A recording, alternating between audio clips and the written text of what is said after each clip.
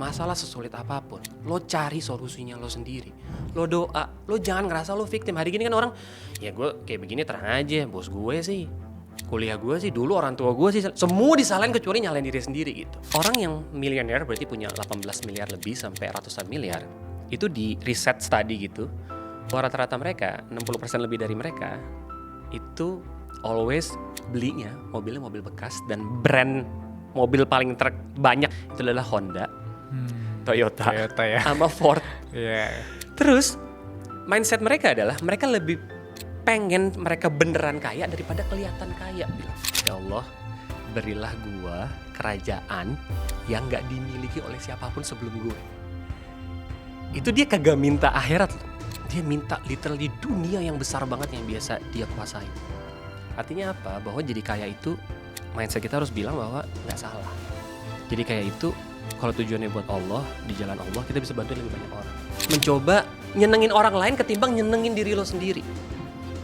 Salah satu penyesalan berikutnya adalah karena lo gak pernah berekspresi, mengungkapkan suatu perasaan ke seseorang. Halo semuanya, kembali lagi di podcast Suara Berkelas. Hari ini aku happy sekali karena kita kedatangan tamu berkelas. All the way dari Singapura balik ke kampungnya Indonesia. Ada Bang Pandeka Perkasa. Thank you Bilal for having me. Wah, aku happy sekali Bang, karena beberapa kali aku nonton konten Abang itu mengingatkan aku dari POV. Aku sedang merintis dan aku ingin belajar banyak tentang keuangan. Siap. Tapi sebelum orang itu kenal Pandeka dari POV, wah ini paham banget tentang keuangan, konsultan keuangan gitu. Orang yang punya portofolio miliaran di investasinya, bahkan dalam bentuk dolar gitu ya. Tapi aku mau menggali sisi personal. Siapa Pandeka dengan bahasa yang udah dipahami? Siapa Pandeka yang dulu pernah rasain gaji UMR 2 jutaan ke Pandeka yang sekarang? Gue sebenarnya ngebagi fase hidup gue yang merubah perjalanan karir gue tuh ada 4 kali, Bil. Jadi yang pertama sebenarnya adalah fase victim mentality, which is waktu nyokap gue kena cancer cervix dan akhirnya meninggal. Nah fase kedua itu fase gaji UMR yang which is one of my happiest phase of my life. Nah fase ketiga itu adalah ketika gue hijrah ke Singapura. Gue ngerasa di fase itu hidup gue jauh lebih mudahkan gitu ya. Dan yang terakhir ya sekarang nih Bill, gue lagi semangat ngajarin Indonesian, orang-orang Indonesia tentang financial literacy. Gimana caranya ngurus duit yang benar dan investasi di ETF di tempat yang emang gue udah invest selama belasan tahun. Nah kalau gue balik dulu nih Bill, ke zaman nyokap gue lagi sakit cancer, which is tahun 2005an gitu pas gue lulus kuliah. Lulus sekolah. Nah itu tuh ketika nyokap gue sakit tuh kebetulan semua rumah yang kita punya tuh dijual karena kita punya lebih dari satu rumah. Akhirnya mobil 4 biji juga dijual juga, yang tadinya bisa ngajak orang pacaran jadi nggak bisa ngajak orang pacaran lagi. Terus dan ketika itu gue kayak nyalahin semuanya, Bill. Gue ngerasa gue adalah korban dari keadaan. Artinya apa? Kenapa gue mikir gini? Kenapa sih bokap gue nggak kerja lebih bagus gitu akhirnya bisa biayain nyokap gue berobat gitu? Kenapa sih nggak gini? Kenapa nggak sih gitu? Kayak gue nyalahin semua orang gitu. Sampai akhirnya gue baca Al-Quran dan dikasih tahu sama ustadz gue di surat Al-A'raf, kalau lo pernah dengar doanya Nabi Adam pas dikirim ke dunia dari surga, padahal udah enak-enak di surga dikirim ke dunia gara-gara dia metik buah yang nggak boleh dipetik tapi disuruh sama iblis kan. Tapi gue baru sadar dikasih tahu sama ustadz gue ketika itu bahwa pas dia harusnya kesel sama tuh iblis dikirim ke dunia, doanya dia, ya Allah gue telah menzolimi diri gue sendiri. Jadi dan dia bilang lanjutannya adalah kalau gue gak belajar dari kasus ini, gue bakal jadi orang-orang yang merugi, maka rahmatilah aku. Tapi kalau lo lihat kata-katanya, gue sekarang merinding gue ceritanya, tapi Nabi Adam itu gak nyalahin gara-gara si iblis sih gue balik ke dunia gitu.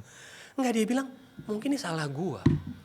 Dan kalau gue gak belajar dari masalah yang sekarang gue hadepin, gue mungkin gak akan jadi orang yang beruntung. Jadi pas gue terhentak, gue mikir, oh gue sekarang gak bisa kuliah karena nyokap gue sakit.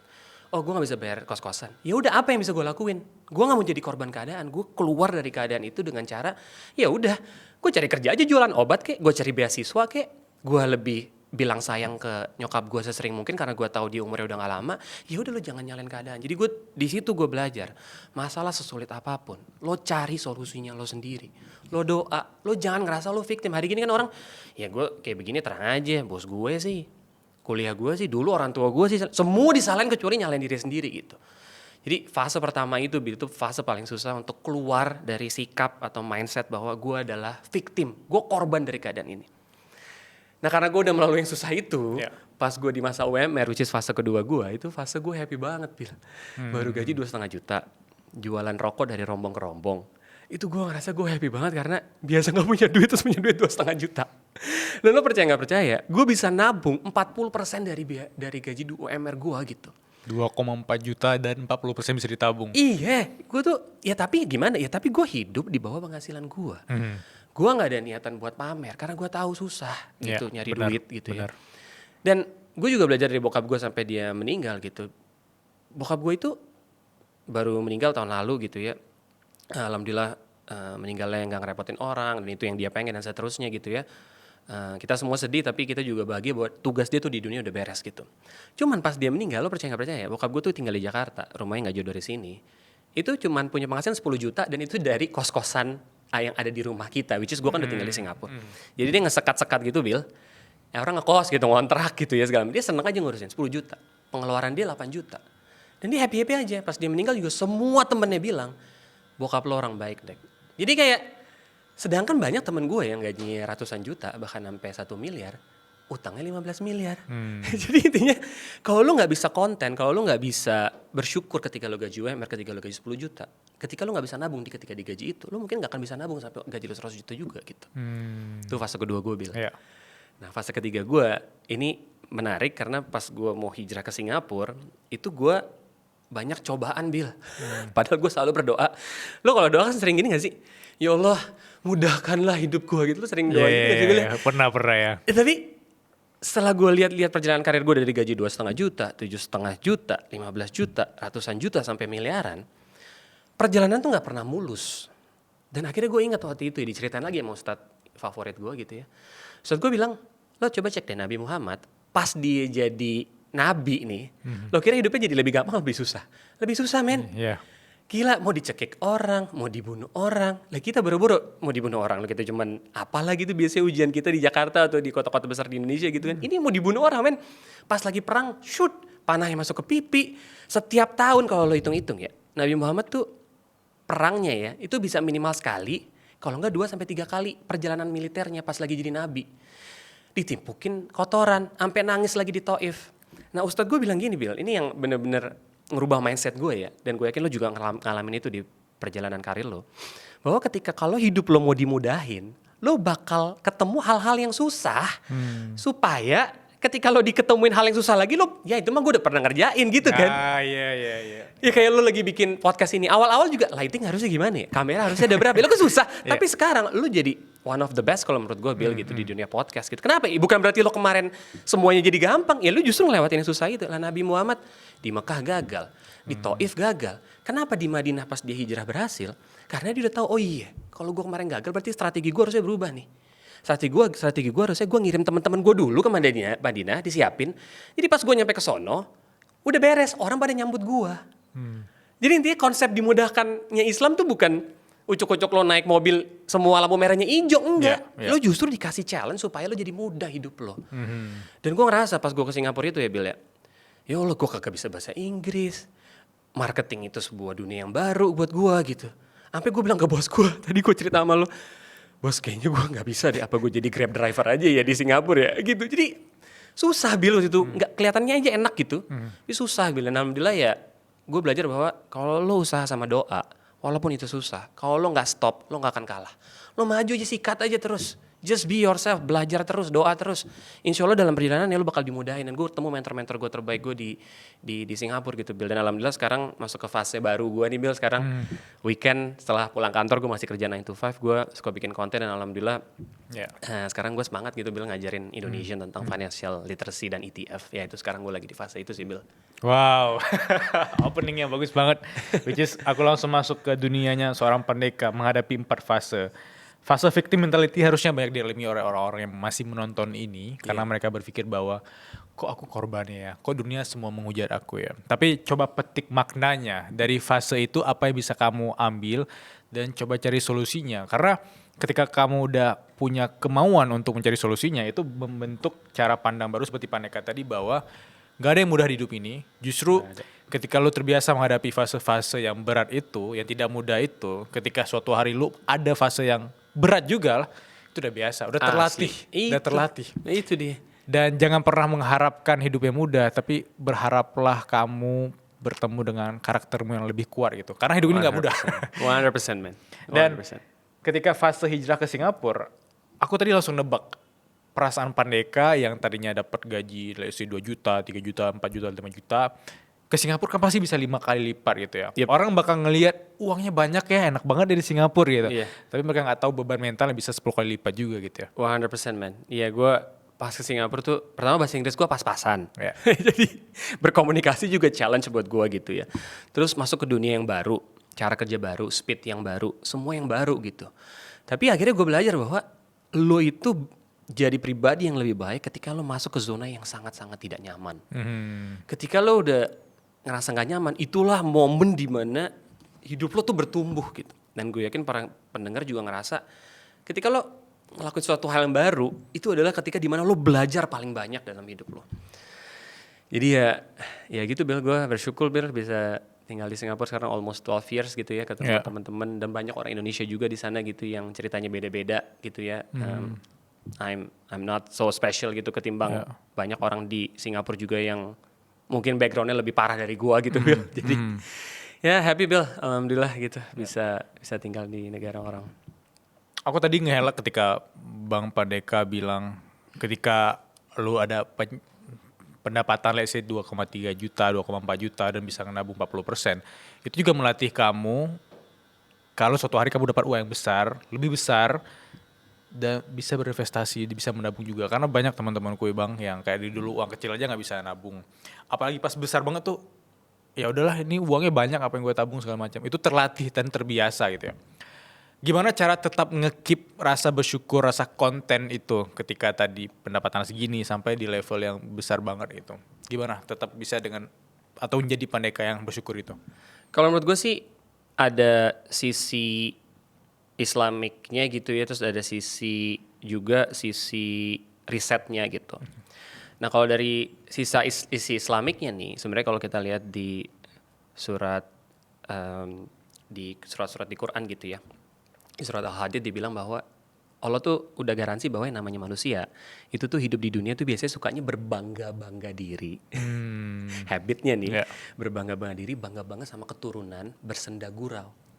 Udah diwanti-wanti sebenarnya sama Allah bahwa bahasa gaulnya adalah lu tuh ujung-ujungnya biasanya punya duit, pokoknya bawaannya pengen pamer atau enggak, lu kebelet pamer gitu. Lu anak gua nih bisa gini, kerjaan suami gua begini. Gua padahal semua itu datangnya dari Allah kan sebenarnya. Jadi dari sisi agama tuh udah dibilang bahwa ya lu kalau nikmatnya mau ditambah lu harus bersyukur.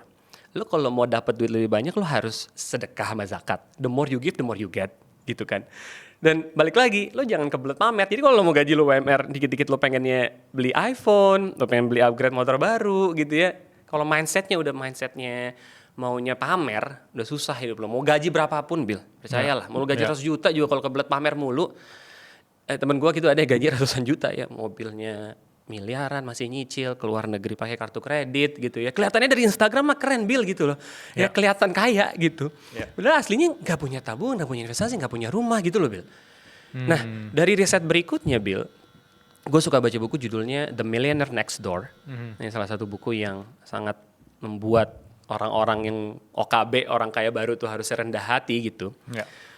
Di bukunya bilang bahwa orang yang miliuner berarti punya 18 miliar lebih sampai ratusan miliar, itu di riset study gitu, bahwa rata-rata mereka, 60% lebih dari mereka, itu always ya belinya mobilnya mobil bekas dan brand mobil paling banyak di own sama miliuner tadi yang punya 18 miliar ke atas sampai ratusan miliar, itu adalah Honda, Toyota ya. Sama Ford.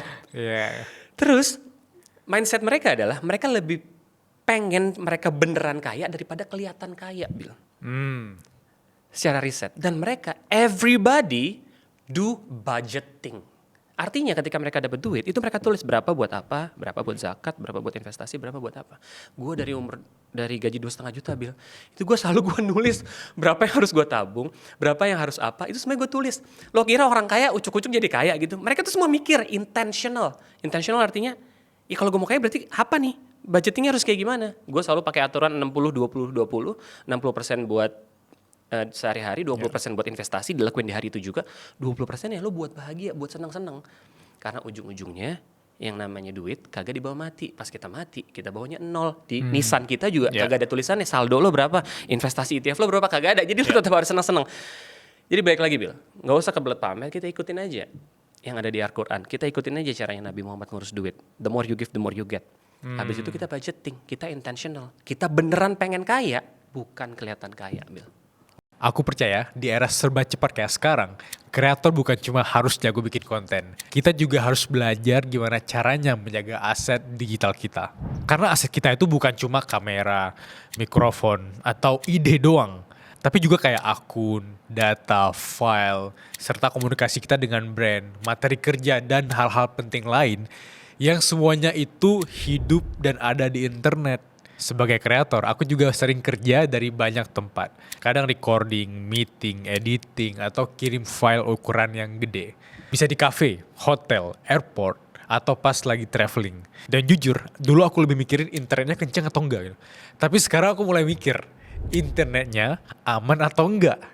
Makanya sekarang aku selalu pakai NordVPN. Dengan NordVPN kita bisa bikin aktivitas online jadi lebih aman cuma dengan satu klik. Privasi online kita tuh lebih terlindungi, terutama saat kita terpaksa harus pakai wifi publik. Apalagi NordVPN tuh punya fitur threat protection yang otomatis bantu menjauhkan kita dari bahaya phishing, scam, malware, hingga website yang mencurigakan. Serunya lagi, NordVPN ini tuh gak cuma buat kerjaan aja. Bahkan di kehidupan sehari-hari ini berguna banget guys.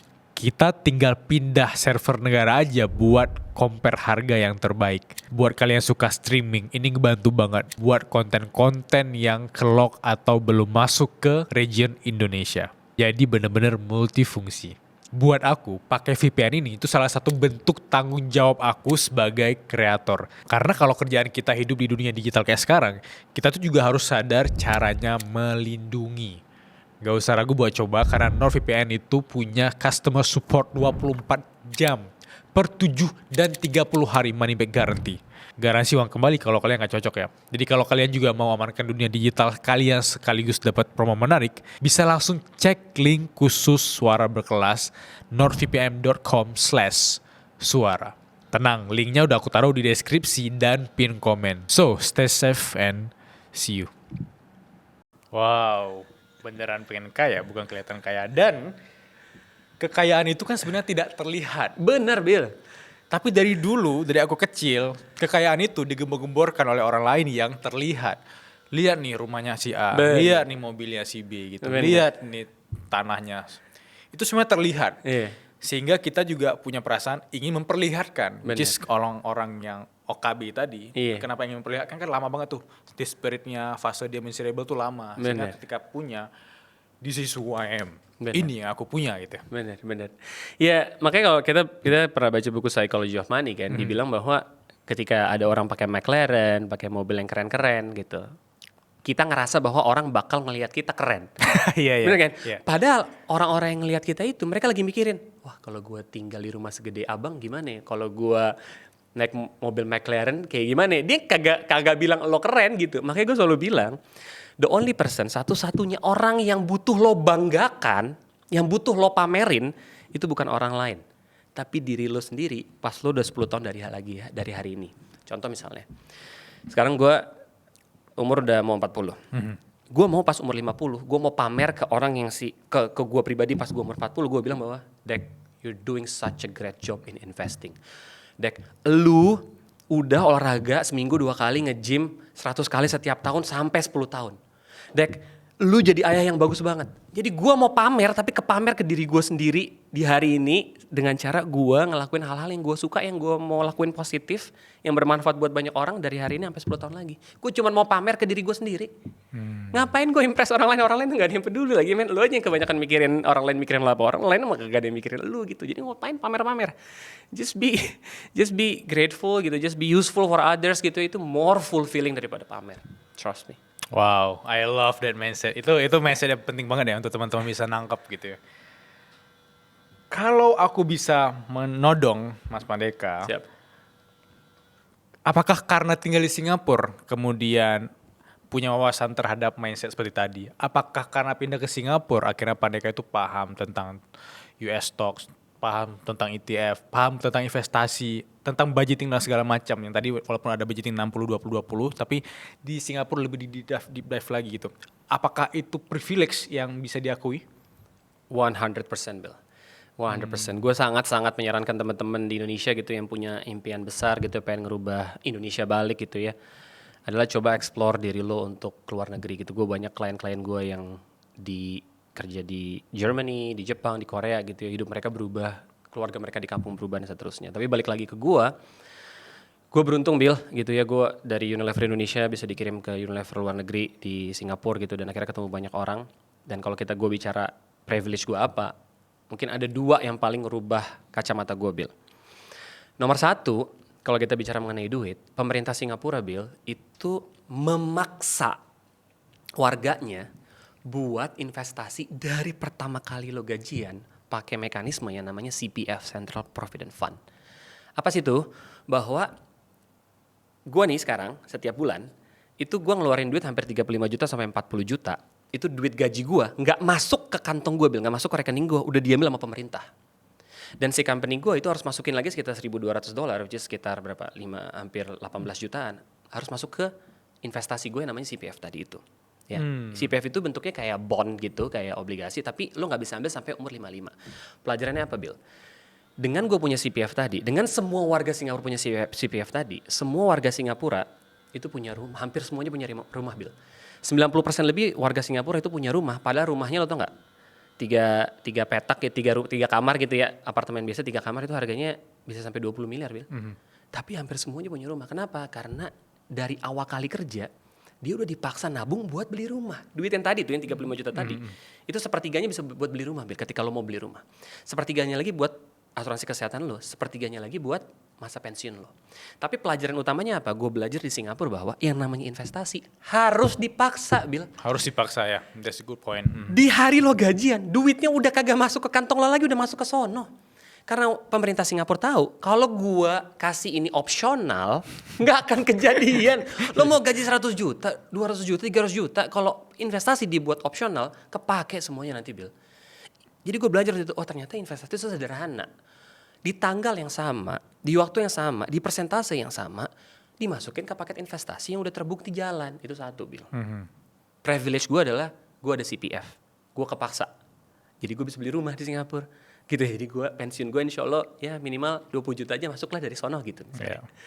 Yang kedua, ketika gue ngobrol sama teman-teman gue di Singapura, dari level masih kuliah yang nggak ngerti investasi sama sekali sampai level VP di bank terbesar di Singapura, mereka semua investasinya di ETF, di paket saham besar. Nah dari situlah Bill gue banyak mendalami investasi gitu, karena memang itu lingkungan gue semuanya pada investasi dipaksa, dan ketika investasi pun mereka beraninya cuma ke ETF gitu, ke exchange traded fund. Bagi teman-teman yang sekarang lagi nonton ini dan mereka di Indonesia, Siap. wah ternyata bener ya itu privilege gitu. Karena aku selalu bilang bahwa privilege itu bisa jadi di tempat mana kamu tinggal, Bener. siapa proximity atau orang terdekat kamu gitu ya.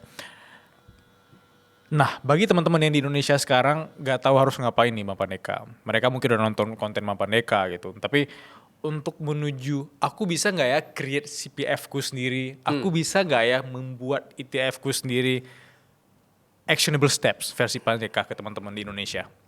Menurut gue sih stepnya banyak nih Bill ya sebenarnya. Jadi nomor 1 sih lo harus do your own budgeting dulu gitu, karena banyak orang nggak tahu keadaan mereka sekarang di mana gitu. Sama gue selalu ngegambarin bahwa misalnya lo mau ke Singapura gitu, tapi lo nggak tahu lo sekarang lagi di mana, which is pertanyaannya mungkin rada silly gitu, rada stupid. Kalau lo nggak tahu lo di mana, lo nggak bisa beli tiket kan? Beli tiket dari Jakarta ke Singapura apa dari Jogja ke Singapura gitu. Sama kayak duit, kadang-kadang orang nggak tahu loh. Kok duit gue rasanya sarser. Kok habis aja ya? Kemana ini setahun pas bayar pajak? Banyak juga nih gaji gue pas lagi bayar pajak gitu kan. Jadi yang pertama lo do budgeting dulu kalau kita bicara investasi. Ya. Yang kedua lo punya mindset bahwa lo hidup lebih rendah daripada penghasilan lo. Yang ketiga, sebelum investasi lo pastiin lo ada proteksi. Proteksi itu maksudnya adalah asuransi kesehatan lo, BPJS lo harus dibenerin. Kenapa? Karena yang kayak nyokap gue tadi, ketika nyokap gue sakit kanker, kita punya ada beberapa rumah, beberapa mobil, habis semuanya Bil. Kalau lo nggak punya asuransi gitu. Nah pas kemarin bokap gue meninggal karena sakit jantung, alhamdulillah asuransi cover 90%. Gitu, jadi ada proteksi. Jadi gue nggak ngambil duit investasi gue buat bayarin itu. Gue nggak ngambil dana darurat gue buat bayarin itu gitu. Yang keempat ya lo harus punya dana darurat dulu gitu. Nah ini juga suka diremehin gitu. Kenapa? Karena ya lo misalnya pengeluaran 5 juta, ya lo harus punya tabungan minimal 5 juta atau 15 juta gitu Bel. Ya, jadi gue tuh kalau ditanya, bagusnya investasi apa sih hari ini? Sorry bro, lo udah punya dana darurat belum? Lo tahu nggak duit lo kemana aja tiap bulan, intinya gitu. Baru ketika dana darurat lo udah beres, proteksi lo udah beres, mindset lo udah beres, budgeting lo udah beres gitu ya. Sebelum investasi ada lagi Bil, lo punya utang nggak? Ya. Nah, kadang-kadang di Indonesia teman-teman gue itu punya utang kartu kredit, itu kan bunganya 20% Bil. Ada yang paling murah 12%. Ya kecuali rumah ya. Kalau rumah lo butuh waktu untuk ngelunasin gitu. Tapi kalau utang berbunga tinggi, lo nggak usah mikirin investasi. Lo bayar dulu utang judul lo. Misalnya utang judul lo 12%. Kasar ya kalau lo investasi, lo bisa untung bisa rugi. Tapi kalau lo ngelasin utang judul lo udah pasti untung 12% men. Itu lo beresin dulu, hygiene-nya tuh lo beresin dulu gitu. Gue orangnya boring gak masalah. Kan orang kan biasanya investasi, iya Bitcoin tuh bisa begini kan kesono kesini. Waduh, lo kalau trading gini-gini, sorry men, basicnya dulu. Ya, lo kalau lo nggak bisa benerin basicnya, ujung-ujungnya pas lo lagi investasi, lo butuh duit. Pas dia lagi drop, yang ada lo rugi. Lo ngambil investasi lo buat bayarin utang lo, buat bayarin dana darurat lo, buat biarin kesehatan lo. Jadi forget about investment until you finish these whole things. Sorry nih Bill, ini rada boring nih Bill. Nah berikutnya ketika lo udah beres yang begitu, lo pastiin decision terbesar dalam investasi adalah, teman-teman dengerin podcast ini, decision terbesar ketika investasi adalah berapa persen dari penghasilan bulanan lo yang bakal lo masukin ke investasi setiap bulan di hari yang sama dari hari ini sampai 10, 15, 20 tahun lagi. Lo tentuin nih hari ini juga 5 menit dari lo dengerin gue ini, berapa persen dari setiap bulan, kan tadi gue udah bilang, CPF tadi $2.400 setiap bulan keluar ke sono. Mau hujan badai, gue lagi sakit flu, lagi sakit influenza, gue lagi senang-senang di luar negeri, 2.400 di hari yang sama masuk. Sama, lo karena lo gak ada punya CPF, lo harus tentuin berapa persen dari gaji lo, dari pendapatan lo, dari bisnis lo, yang lo masukin setiap bulan di hari yang sama. Sesimpel itu Bill. That is the biggest decision of your financial career gitu. Kenapa? Karena ketika lo bisa sisin 15%, your pension is gonna be good, percaya sama gue. 15% aja. Contoh misalnya Bill, kalau lo bayar pajak, kan lo gak mikir, lo harus bayar pajak kan? Atau lo bayar subscription Netflix, di tanggal yang sama lo kepotong kan? Atau lo misalnya bayar PLN, ya lo kalau lewat lo kan ada denda gitu. Ya namanya investasi itu sama. 15, daripada lo ngeluarin duit semua nih ke sono sini, bisa gak sih duit lo dari sini pindahin ke kantong lo satu lagi, which is paket investasi. Jadi lo tentuin lo mau 15%, 20%, 25%, 30%. Gue sangat menyarankan minimal 15%. Masa gak bisa sih gaji 5 juta, 10% dah 500 ribu gitu masukin. 500 ribu, kalau lo dimasukin ke paket investasi 12%, kalau lo investasi dari umur 20 ke 65, itu 14 miliar Bil. 500 ribu sebulan. Anggap lo gak naik gaji gitu, lo 500 ribu aja terus sampai lo pensiun. Jadi gimana caranya? Ya udah, ketika lo udah nentuin persentasenya, lo cari investasi yang cocok buat profil risiko lo. Yang cocok buat gue belum tentu cocok buat lo Bil. Kenapa? Namanya personal finance. It's very personal. Ya. Tapi yang gue selalu sangat sarankan adalah lo jangan nyari jarum di antara jerami. Lo beli jerami-jeraminya aja kalau misal kita beli investasi. Maksudnya gimana? Lo jangan pilih stock picking, lo saham yang ini, koin yang ini, lo beli aja semuanya men. Itu menurut gue adalah cara yang paling sederhana. Kenapa? Kalau kita bicara, kenapa gue suka sama ETF? Lo pernah dengar nggak kalau si Warren Buffett gitu ya? Warren Buffett dia bilang ke istrinya kalau dia meninggal 90% duit dia punya duit 3.000 triliun lebih. 90% duit dia bilang ke istrinya, tolong masukin ke index funds ETF. Nah gue suka rada bingung, kalau Warren Buffett yang udah lo agung-agungkan itu aja suruh dia bakal naruh duit ribuan triliun itu ke ETF atau index fund, kenapa lo gak mau belajar? Caranya gimana? Ya udah buka aplikasi, lo cari ETF-nya, lo riset, dan kalau lo ngerasa cocok, ya lo beli. Kalau enggak, lo invest di emas deh. Emas kan udah dari 1.400 tahun lalu, Bil. Iya, benar. Kenapa lo gak mau beli emas? Emas banyak kok, lo bisa beli di Antam, lo bisa di Pegadaian. Udah, bang, gue kayak yang lain-lain gak berani. Ya udah gak masalah, tapi lo beli emas. Kenapa? Emas kuat terhadap inflasi. Emas tahun lalu untung 60%. ETF juga ada ETF emas, namanya ETF GLDM. Ya udah, kalau lo mau beli emas ke toko Pegadaian silakan. Masukin aja terus ke emas. Tapi lo terekspos duit lo bukan ke rupiah terus, tapi juga ke foreign currency. Lo tahu sendiri rupiah kan melemah nih. Lo mau di rupiah boleh, tapi most of your investment ideally should be in foreign currency atau di metal kayak emas. Itu yang gue cocok. Nah itu yang gue sarankan ke klien-klien gue juga gitu. Expose diri lo ke non rupiah currency juga gitu. Ke metal juga, ada silver, ada emas, terserah deh. Lo cari yang cocok, gitu sih Bill.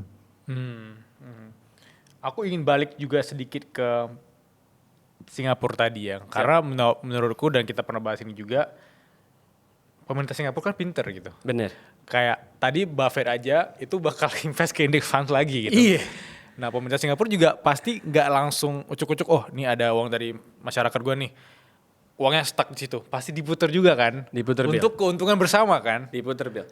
Jadi keren ya Bill, di pemerintah Singapura ini Menteri Keuangannya nih ya, gue kemarin habis bikin konten juga tentang itu. Dia ada salah satu pendapatan terbesar dia itu bukan dari pajak baru. Misalkan kalau di sini kan, pajak restoran naikin deh, pajak pendapatan naikin deh, pajak ini semua. Kalau nggak salah di Indonesia tuh lebih dari 70% pendapatan APBN dari pajak ya, warganya kan. Si Menteri Keuangannya di Singapura, sekian persen dari pajaknya itu diatur sama hukum harus diinvestasikan di paket saham global. Ada ke AI, ke teknologi, ke minyak dan seterusnya. Bukan di Singapura, Bill. Duitnya diinvest ke perusahaan-perusahaan luar. Dan dia nggak pilih-pilih, dia beli aja paketnya saham langsung gedenya. Dan percaya nggak percaya, per hari ini si NIRC tadi itu, sebuah lembaga yang ngurusin investasi, itu bisa ngebalikin duit dari investasinya itu sekitar 400 triliun ke warga Singapura lagi buat mereka bisa beli rumah, buat mereka dapat pendidikan yang murah. Percaya nggak percaya, Bill, pendidikan di Singapura itu harganya cuma $15, berarti 200.000 sebulan. Gitu ya, padahal di Singapura gitu, Bill. Iya. Ya. Emang mobil mahal, rumah mahal, tapi orang bisa pada beli karena banyak subsidinya juga dari pemerintah. Iya. Jadi tuh duit di kasarnya nih ya, kan kalau kita bicara tentang global stocks itu growth-nya sekitar 10% setahun. Ya, dalam secara hukum 5%-nya sama si Kementerian Keuangan tadi bisa diambil hari ini 400 triliun, Bill. Tapi tahun depan bakal lebih tinggi lagi karena compounding. Karena dari 10% untung, 5%-nya diambil balikin ke warga, 5%-nya ngegulung lagi. Tahun depan dari 400 misalnya jadi 430 triliun. Tahun depannya lagi dari 430 naik lagi 5%, naik lagi 5%, naik lagi 5%. Is uncontrollable, makanya pas lagi Covid pun Singapura bisa bertahan hidup lebih lama tanpa ada orang masuk segala macam, kecuali bahan pokok ya. Tapi secara nominal uang, Singapura is very steady gitu. Makanya secara currency kan kita grow terus gitu ya. Banyak sih sebabnya gitu. Cuma salah satunya adalah karena literacy investment si pemerintahnya ke saham-saham luar negeri itu juga tinggi gitu, Bill. Dan yang menariknya kalau aku ke Singapura, kayak beberapa waktu lalu aku ke Singapura itu aku selalu bawa buku yang banyak itu karena rata-rata buku bestseller berbahasa Inggris itu lebih murah di sana. Ada yang kayak second bookstore-nya di $5, $6. Jadi aku bawa pulang banyak tuh. Terus aku mikir, pantes negara ini maju ya. Kayak akses ke buku aja ada yang gratis, ada yang murah banget dengan pendapatan mereka yang tinggi gitu. Kalau di sini banyak ngeluhnya karena mungkin pendapatan kita rata-rata di UMR dan harga buku juga 100.000, 200.000, terutama buku berbahasa Inggris kan. Akses langsung ke penulisnya dengan bahasa Inggris. Itu sih yang menurut aku wah keren banget di Singapura gitu ya. Canggih sih Mas, kalau anak gua aja nih, tapi mungkin gua nggak begitu update sama sekolah di Indonesia, tapi kalau di Singapura itu kan dia baru mulai sekolah tuh 7.30 ya, tapi di awal setengah jam dia sekolah itu mereka harus bawa buku dan baca buku, wajib. Nah kalau teman-teman yang pernah nyokolin anaknya di Singapura pasti tahu bahwa pagi-pagi tuh setiap anak kecil itu wajib baca buku dulu. Dan bukunya nggak boleh yang komik ya, harus baca buku-buku bacaan. Makanya anak gue suka baca buku Start With Why, Simon Sinek gitu yang ada di rumah aja bisa diambil gitu kan. Nah, on top of that, kalau lo tadi dapat buku $4, $5, gue sekarang hampir nggak pernah beli buku. Kenapa? Karena perpustakaan di Singapura itu kasih akses ke warganya untuk bisa nyewa buku apapun gratis, men, dari handphone lo. Jadi lo misalnya buku-buku yang terkenal lah, apalah misalnya Naval Srikan gitu, Almanac gitu misalnya, atau buku-buku yang ngehits gitu, lo tinggal sewa. Ada satu tablet namanya Kobo gitu ya, yang orang dibawa kemana-mana kayak Kindle gitu, tapi beda mereknya dan beda fungsinya. Itu lo bisa sewa itu 14 hari, 30 hari itu gratis. Buku apa aja lo bisa beli gitu. Bisa sewa. Bahkan di perpustakaan dekat rumah gue pun, yang which is sebenarnya rumah gue udah kayak kasarnya pondok gedenya lah gitu ya, bukan yang di kota-kota banget gitu. Itu di Bukit Batok Library, kalau teman-teman bisa search ya, itu bentuknya itu bentuknya kayak luxury spa yang ada cahaya-cahaya kiri kanan, tapi isi buku semua gitu, Bill. Itu semuanya gratis gitu. Jadi anak-anak gue tuh selalu misalnya weekend ngajak, ke perpustakaan yuk Pak gitu, karena mereka enjoy dan gratis, ada playgroundnya, ada buku-buku yang mereka nggak bisa nemuin di rumah kita dan seterusnya gitu, Bill. Jadi ya gue selalu bilang bahwa investasi terbaik tuh ya investasi ke diri sendiri, dan salah satunya adalah paling murah tuh baca buku, karena isi satu buku kan pengalaman orang puluhan tahun ya. Benar. Gitu, lo juga penulis buku gitu, Bill, itu kan isi pengalaman lo, keringet banyak dan berdarah-darah dan air mata semua lo tuahkan di satu buku itu kan, Bill. Jadi ya iya sih, Bill, gue di Singapura benar-benar beruntung lah gitu, punya pemerintah yang benar-benar care gitu sama pendidikan dan even wealth-nya warganya gitu kan. They never left anything behind gitu sih. Oke, sebelum kita balik lagi ke versi pembahasan investasi yang serius banget, yang kaku tadi kali ya. Siap. Buku apa yang membentuk cara pandang seorang Pandeka per hari ini? Banyak sebenarnya, Bill, tapi yang gue pilih top 3 deh. top 3, oke. Mungkin gue ambil yang recent kali ya. Yang recent sebenarnya nomor 1 Money Master the Game yang bikin Tony Robbins. Itu dia ngasih tahu 7 step untuk jadi kaya atau financial literate. Dan to be honest, the whole entire book is just talk about ETF, tentang index fund S&P 500. That nobody like 90+% of the people itu nggak bisa beat index S&P 500. Jadi gue disitu kebaca, gue sadar bahwa dari semua buku yang udah gue baca ngomongin hal yang sama gitu. Even kalau lo baca The Walk Down Wall Street gitu ya, The Random Walk Down Wall Street, lo baca bukunya John Boggles gitu, lo dengerin apa yang dibilang sama Warren Buffett gitu, bahwa ya minimal core investment lo itu adalah ada di S&P 500 atau di paket saham besar gitu, yang murah. Itu 1. Yang kedua, recent book yang gue baca sebelum gue mulai YouTube namanya $1 Million Weekend. Kalau mungkin udah baca juga. Tapi mungkin setiap orang kalau baca buku kan take out-nya beda-beda ya. Tergantung masalah dia di hari itu gitu. Setuju kan? Tapi waktu itu gue pas nonton itu karena gue mau mulai side hustle gitu di weekend. Dia ngejelasin bahwa ketika lo mau mulai suatu hal yang baru, bisnis yang baru, pertama dia bilang lo bisa dapat $1 juta pas weekend. Dalam hati gue, wah, cocok nih $1 juta buat weekend gitu kan. Kayak gue harus ngelakuin sesuatu daripada gue scroll TikTok mulu. Yang kedua dia bilang bahwa lo harus nentuin jumlah kegagalan lo. Wah, itu benar-benar yang bikin gue gerak, Bill. 1 kalimat itu. Maksudnya apa? Dia bilang gini, ketika lo mau bisa sesuatu, lo bisa gak identify misalnya lo mau berapa kali gagal? 100 kali gagal, 1000 kali gagal, baru setelah 1000 kali gagal lo boleh berhenti. Jadi pas gue bikin YouTube nih, Bill, awal-awal, dalam hati gue saking gue kepengennya dan gue udah bought atau kebeli sama si kata-kata yang di buku itu. Jadi gue bilang bahwa kalau sampai gue mau bikin video 400 kali. Kalau sampai 400 kali gue nggak nyampe 10.000 subscribers, baru gue berhenti. Jadi fokus gue nggak pernah video gue sekarang gimana, besok gimana, enggak. Fokus gue cuman gue mau 400 kali gagal aja. Tapi gue tetap keep improving gitu. Ya alhamdulillah, Bill, sekarang udah 18 bulan 500.000 followers gitu cross social media. Wow. Ya belum nyampe 400 video juga di YouTube, itu baru nyampe 100 video kalau nggak salah gitu. Jadi itu buku itu, Bill, bahwa justru malah yang lo incer tuh lo konsistensinya sama si kegagalan yang mau lo improve itu gitu. Terakhir, Bill, yang bikin gue gerak juga akhir-akhir ini, lo mungkin udah pernah baca juga The 5 Regrets of Dying. Bukunya warna kuning, intinya ada suster nge-interview di Australia orang-orang yang mau meninggal 2-3 bulan lagi dari hari ini gitu. Belum pernah baca? Belum pernah baca ya, tapi intinya Ustadz Sony juga salah satu ustadz favorit gue di YouTube pernah cerita juga tentang ini gitu ya. Tapi intinya dia nginterview ratusan pasien yang mau meninggal 2-3 bulan lagi karena cancer apa, udah divonis mati lah. Terus ditanya, penyesalan lo terbesar lo apa sih gitu. Ada 5 penyesalannya. Ya, salah satunya aja nih adalah pertama, kebanyakan kerja. Jadi gue pastiin gue punya side hustle, gue main sama anak-anak gue, karena ketika lo mati lo nggak akan inget email apa yang belum lo balas kemarin, lo lagi ada masalah apa di kantor, lo pasti lupa tuh yang begitu-begitu. Terus yang kedua, penyelesaian terbesar yang orang yang mau meninggal adalah selalu mencoba mengimpress orang lain yang tadi kita bahas tadi, Bill. Iya, benar. Mencoba nyenengin orang lain ketimbang nyenengin diri lo sendiri. Salah satu penyesalan berikutnya adalah karena lo nggak pernah berekspresi, mengungkapkan sesuatu perasaan ke seseorang. Kasarnya ya. Sekarang nih bokap nyokap gue udah nggak ada. Tapi ketika gue baca buku itu, gue tuh selalu bilang ke bokap gue, I love you ya, ayah. I love you papa. Gitu ya. Papa, aku sayang papa. Iseng aja. Kenapa? Karena ketika lo bokap nyokap udah meninggal, lo gak bisa ngomong gitu lagi, men. Do that now gitu. Gue serama istri gue, ya I love you gitu. ya udah iseng aja gitu pakai emoticon cinta gitu ya. Atau ke anak gue, sayang, please say sayang to me or whatever, right? Just say it. Atau ke teman-teman gue, teman-teman SMA gue gitu. Gue temenan dari TK sampai SMA sama teman-teman gue selalu bilang kayak, bro, thank you ya udah nemenin gue dari kecil gitu, dari zaman kita ke kamar mandi bareng, bandel bareng gitu, thank you ya gitu. Ya do it before it's too late gitu.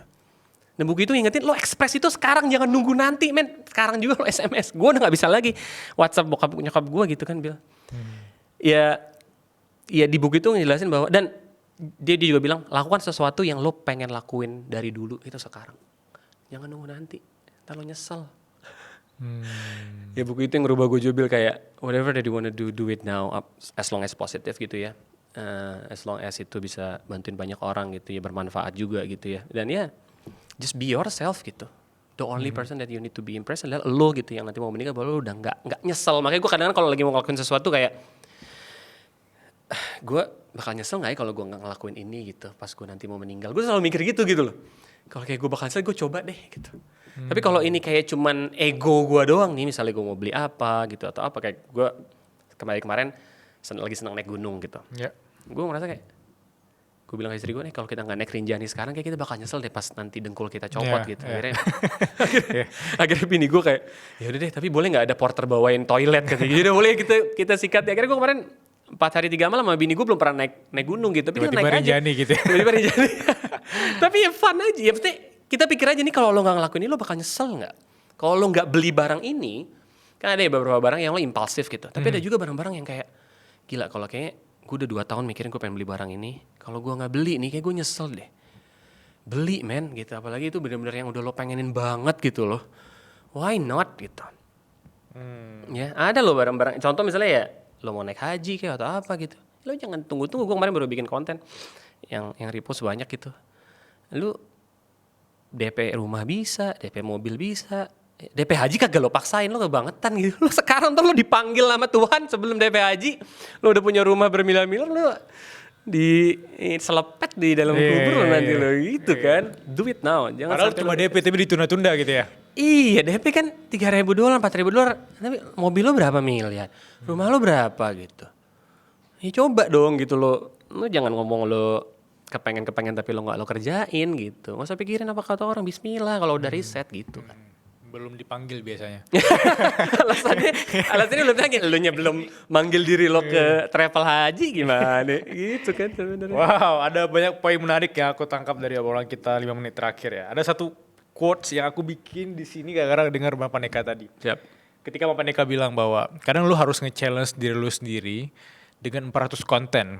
Which is kalau lu udah ngeluarin outcome-nya seperti apa, at least lu udah berusaha, udah punya outputnya. Dan andai kamu tahu kalau butuh 400 kali gagal yang bikin kamu berhasil, maka setiap kegagalan itu rasanya kayak kemenangan-kemenangan kecil. Wah gila men, lo put it in the right way. Yeah, jadi kan? Kemenangan gue tuh adalah bukan berapa view-nya, lo bener banget gitu. Kemenangan gue adalah I'm getting closer to 400 gitu. Itu yang, lo kalau lihat Andy Murray ya, kemarin gue ngeliat interviewnya waktu dia gagal di Wimbledon. Ditanya, lo habis bertanding hampir 4 jam, lo selalu kalah, lo gimana? Dia narik napas, dia bilang, orang kan biasanya, damn I didn't do this well. Jawabannya adalah, I'm getting closer. Berapa bulan kemudian, dia menang Olympic, di Wimbledon berikutnya dia menang Wimbledon. Jadi ketika gagal tuh sebenarnya lo lagi ngetok tembok berkali-kali, kelihatannya temboknya pecah pas yang ke-400, tapi gara-gara dari 1 ke 399 itu yang bikin lo temboknya bisa hancur gitu kan. Jadi ya, I'm not the first gitu, everybody does that gitu, bahwa ya tadi gitu lo jalan dimudahin itu adalah ketika lo ngelalui friction itu kan sebenarnya kegagalan itu gitu. Bener lo bener banget gitu, ketika lo gagal lo ngarep yes gue bikin konten hari ini gitu. Benar. Dan kalau ngomongin tentang regret tadi, banyak orang berpikir bahwa ketika mereka meninggal mereka ada perasaan oke, gue terlalu keras bekerja selama hidup gue. Jangan terlalu keras bekerja. Tapi kan POV orang-orang yang sekarang sedang bekerja keras, mereka butuh itu untuk menghidupi keluarganya. Jadi ada counter argumen dan ada antagonis berpikir di sini gitu. Gimana POV Bapak Neka? Kalau menurut gue sih it's all about balance kan. Menurut gue juga kerja keras ya everybody yang harus kerja keras gitu. Cuman kadang-kadang gue ngelihatnya lo udah kerja keras tiap hari tapi pas lagi Sabtu Minggu lo ngasih anak lo iPad buat nonton YouTube, bukannya lo ngobrol. Gitu kan. Sebenarnya kan pasti ada waktu buat bareng, kayak lo presence in full gitu kan. Cuman yang gue lihat sekarang antara dua ekstrim gitu. Satu, bahwa lo banyak teman-teman gue yang even sekolah bareng gue gitu sampai sekarang juga nggak make it karena ya masih malas-malasan di rumah, malas keluar dari rumah gitu ya. Keluar rumah aja kagak gitu, mau boro-boro kerja keras.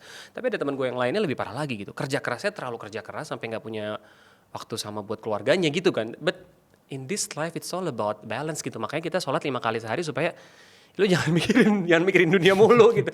Ya dunia wajib lo kejar gitu. Lo harus jadi orang tuh ya harus sekaya-kaya mungkin, karena ketika lo kaya lo bisa ngasih lebih banyak orang gitu ya. Cuman ya lo harus balance sih, lebih ke arah hidup yang seimbang aja sih Bill kalau menurut gua. Dan tadi abang juga nyeletuk tentang kalau ada uangnya beli aja dulu gitu. Iya. Dan lu nggak akan nyesal di kemudian hari kalau ngeluarin uang untuk kemudian jadi pengalaman, jadi core memory gitu ya. 100%.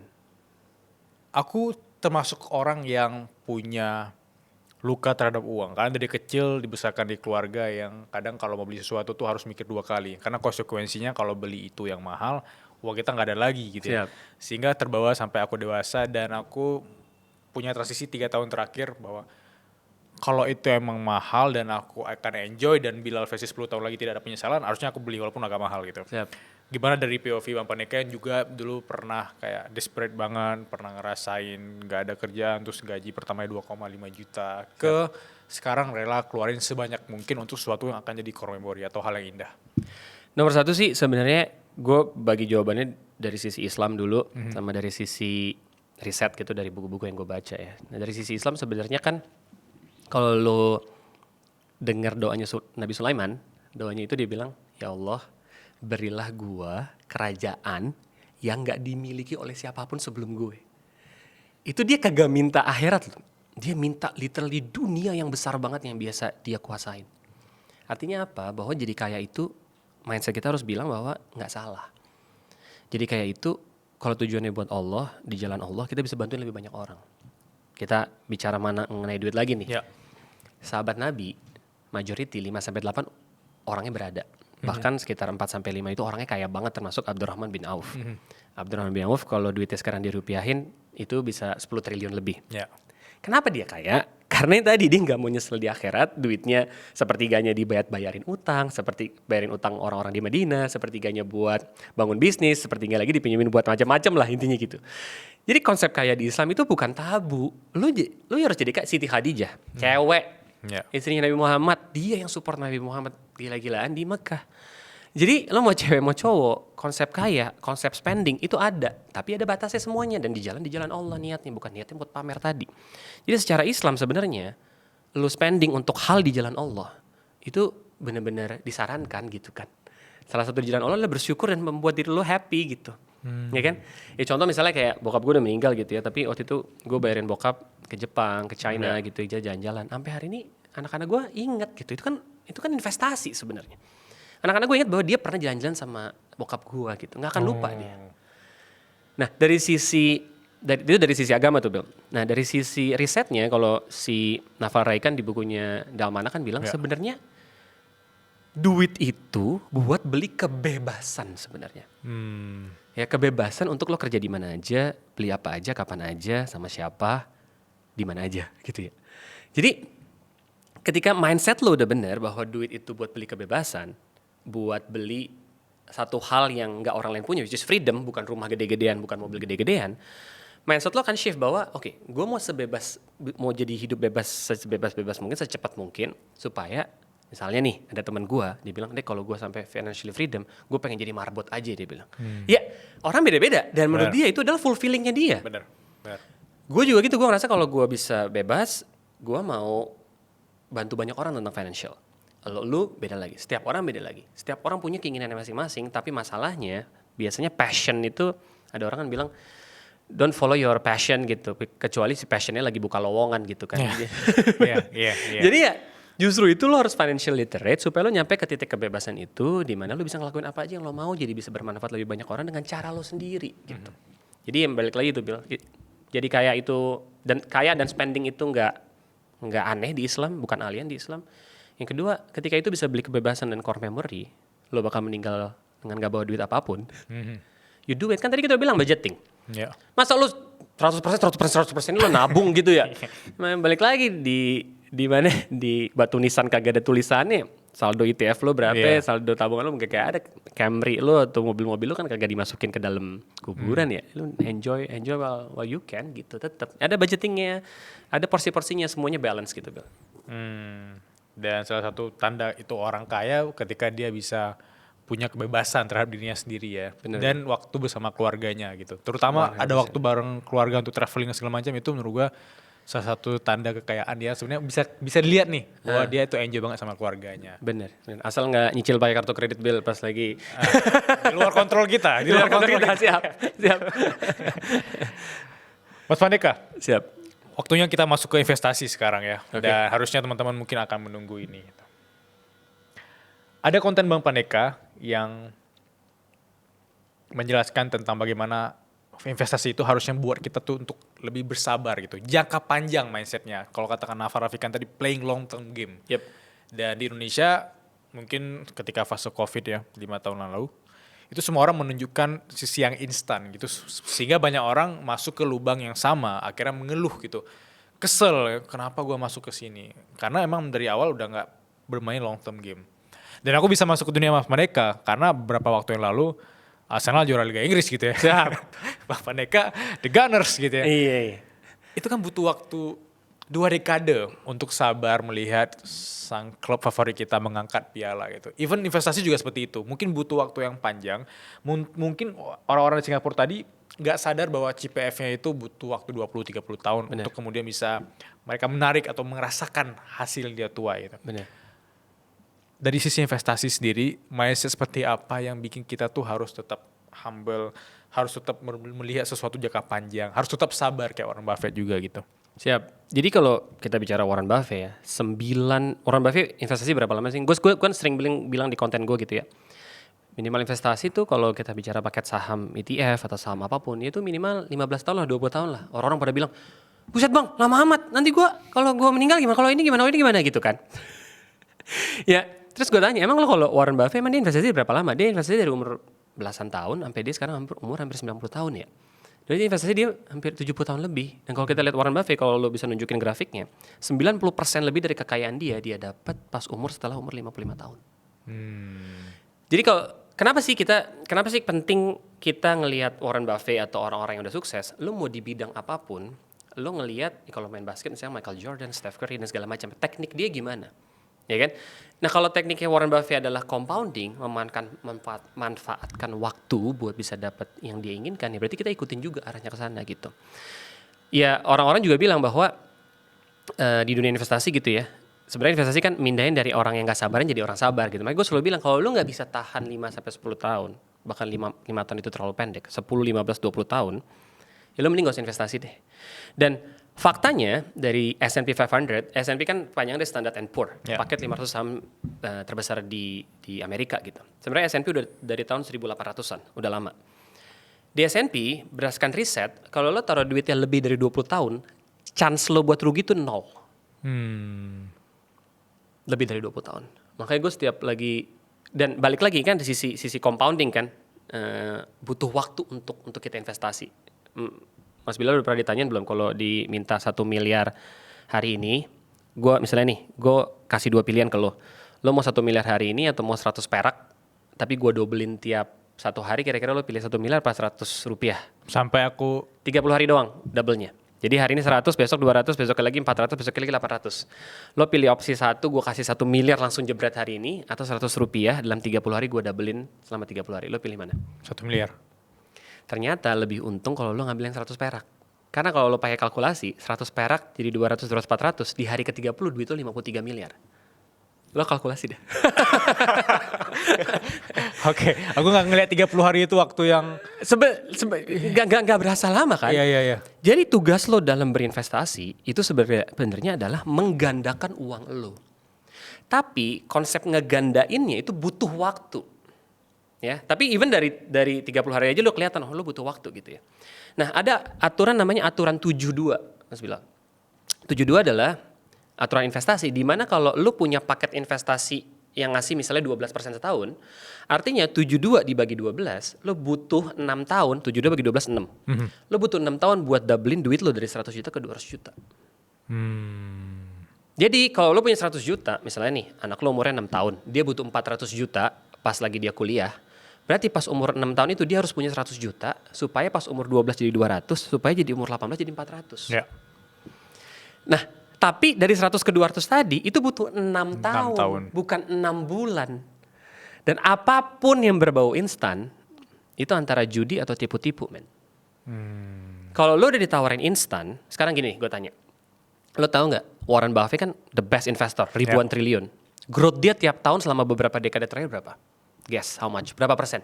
Kan kalau di konten-konten gue, saya bisa growth 50%, saya bisa growth 100%, saya 300% dalam 2 tahun. Nah tapi gue tanya, kalau Warren Buffett sendiri lo pernah tahu nggak dia itu berapa persen growthnya? Nggak tahu, tapi aku nebak 5-8%. Oke. Good guess, Warren Buffett itu 19%. Oke. Artinya apa ya?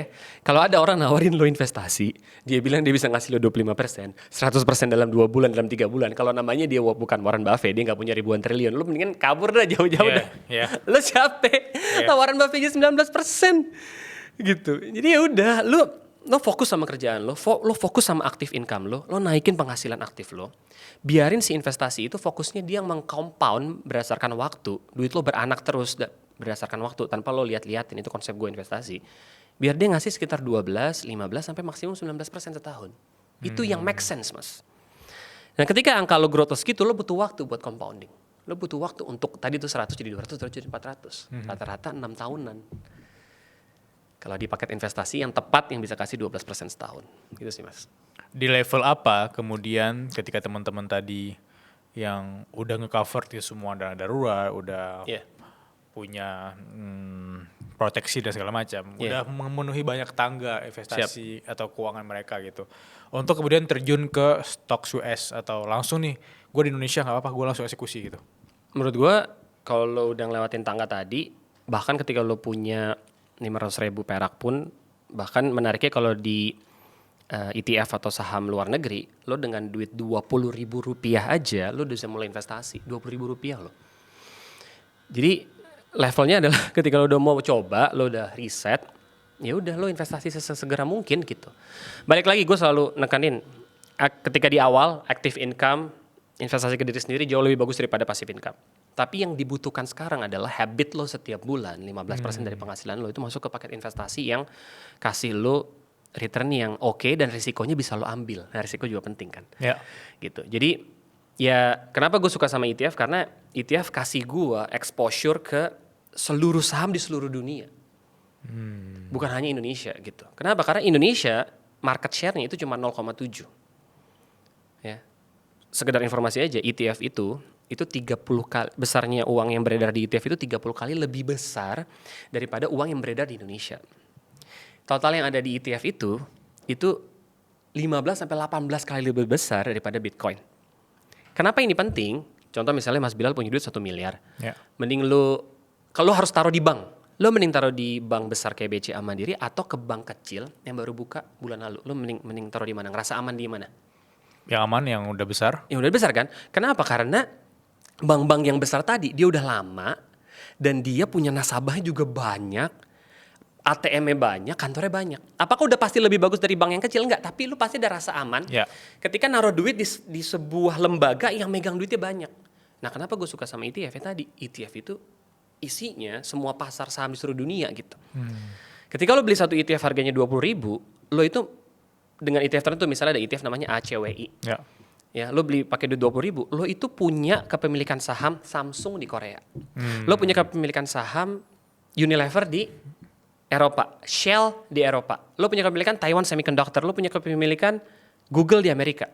Lo beli satu, lo dapat semuanya, Mas. Lo nggak perlu pilih-pilih. Kalau ada satu yang dia nggak berperforma baik, ada satu saham Unilever misalnya nggak berperforma baik, ya udah diganti sama saham lain, dimasukin ke dalam ETF tersebut secara otomatis. Nah itu makanya gue bilang di tahap apa?